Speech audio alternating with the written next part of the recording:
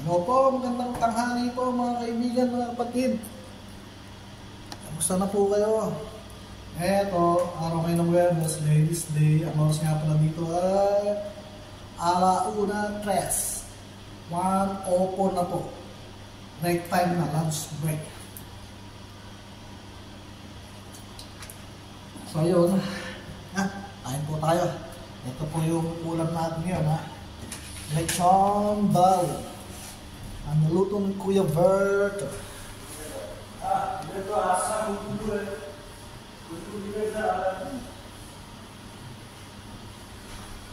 Yan po ang ating ulam today. Lechon Bert. Lechon Bert. Ay po tayo rin.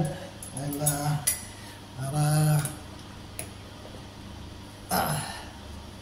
kapag tapos agad tayo pag-relax. Ganda kasi ang timpla ko ng kape kasi medyo dry. Gusto may sabaw ng konti. Ay po tayo. Sabaw po natin to.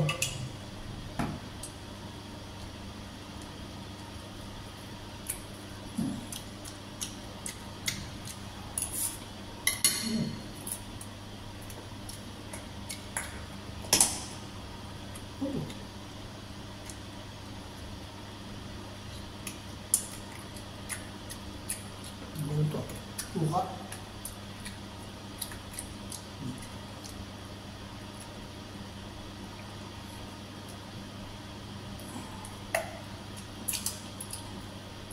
Suka pala, suka. Ano yan? Kaya po tayo.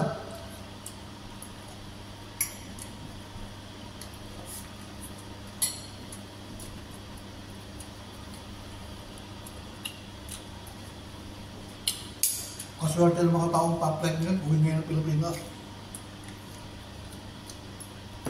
Sama nila pamilya nila. Tara ako dito, hindi natuloy ang uwi. Wala.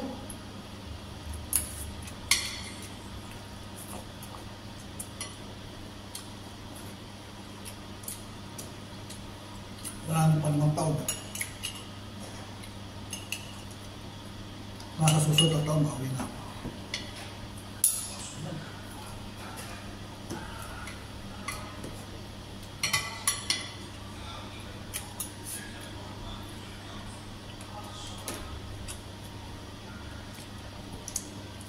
Yeah.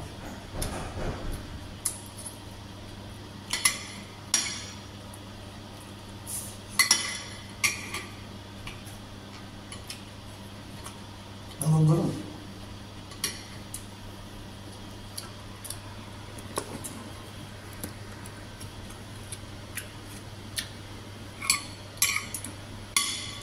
Dahil si bossing na lang tayo si bossing.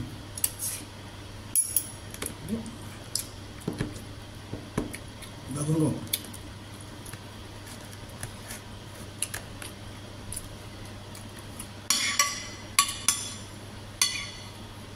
ako rito.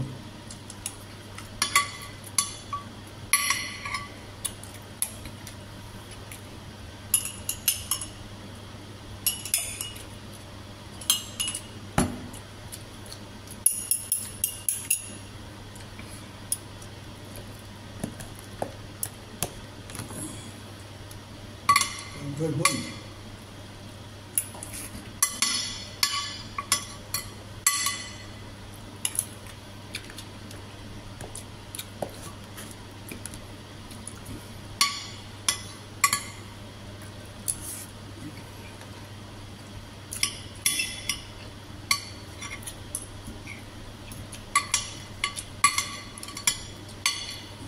Bago sa lilipatan ko mas swerte na ako.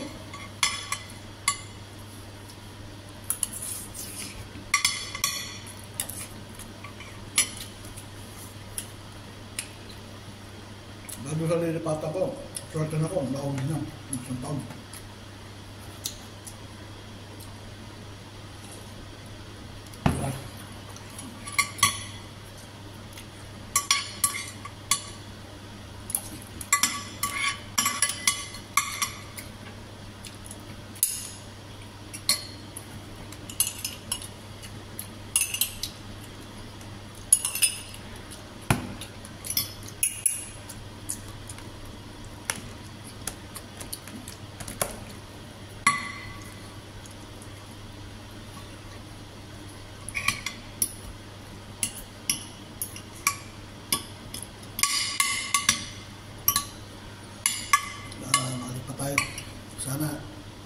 mga inaplayan ko eh, natawagan ako.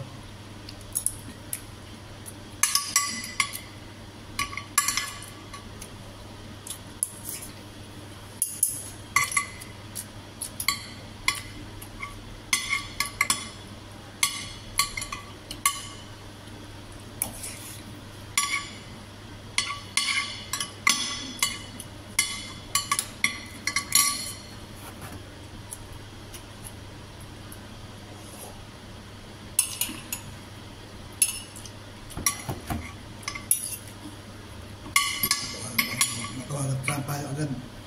Mga itim na inaplayan natin.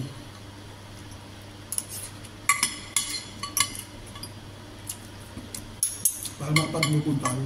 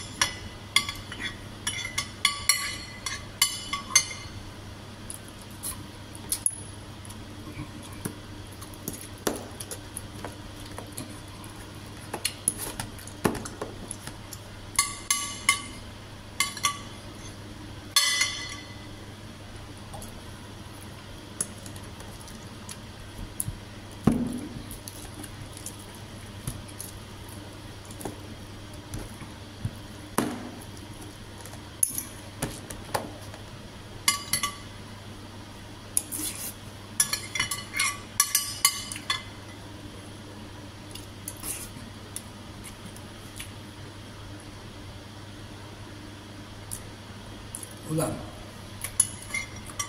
Gawin. Nalagyan bagay ipanggap na yun. Hindi na ako nabagay sa mga ganyan bagay. Nang matatalo sa trabaho. Dahil hindi lang naman sa akin nangyari. Kaya nga ako bang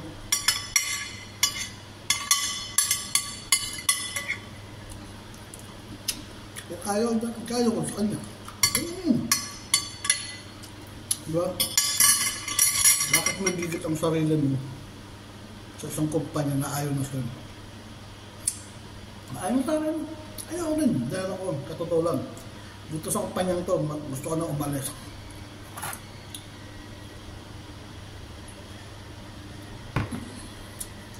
Ngayon ko na-realize at tama yung sinasabi ng kaibigan ko, kakilala ko.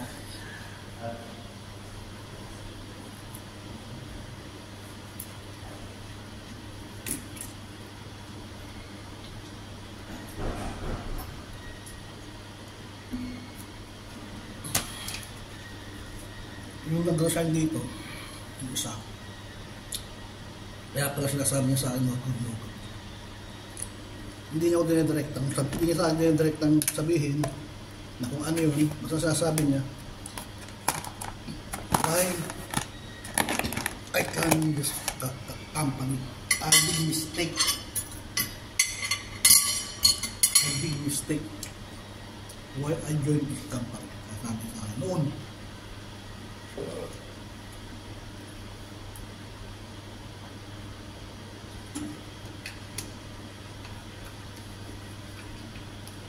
Ngayon ko na-realize na alam ko na. So yun. Tapos isa naman yung supervisor namin dito, nag-resign na rin. Kaya lang, take mo lang yung bibig nun, hindi nagsasalita.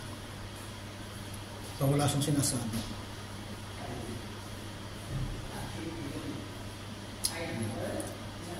Tapos yung mga iba rito, yung iba pang lifeguard na inabutan ko yung isa. Hindi ko na nakita yung isa, pero yung isa na inaabot ka Pakistan.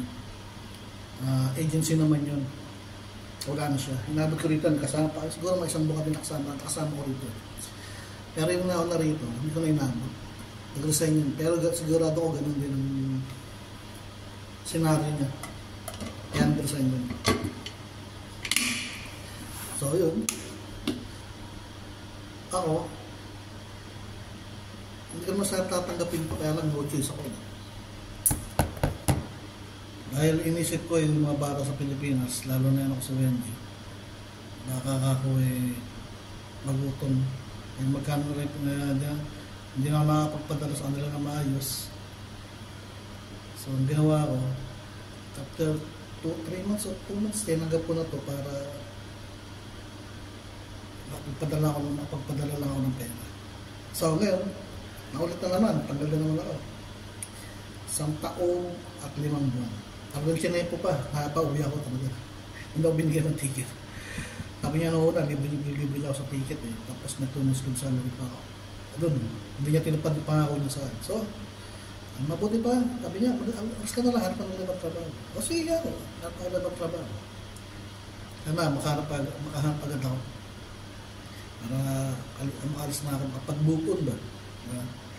Dahil sa madali sabi, wala akong kinabukasan nito, walang pipili. Doon sa kumpanya ko.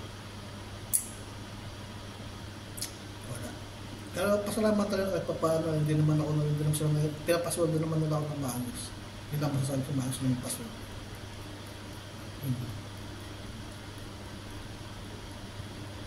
Okay, so ganito na lang po. Maraming pong salamat at sinabi ko sa inyo yung hinahin ko, sa mga nandod ko. Tungkol sa kumpanya na hinold ang hindi ako pinauwi. Yun lang. So Merry Christmas na lang po sa inyo lahat. Happy New Year at higit sa lahat, huwag niyo po kalimutan na mag-subscribe po kayo sa akin channel. Pindot po notification bell, share and like po kayo comments. Yun lang po. Maraming po salamat. Merry Christmas! Bye-bye!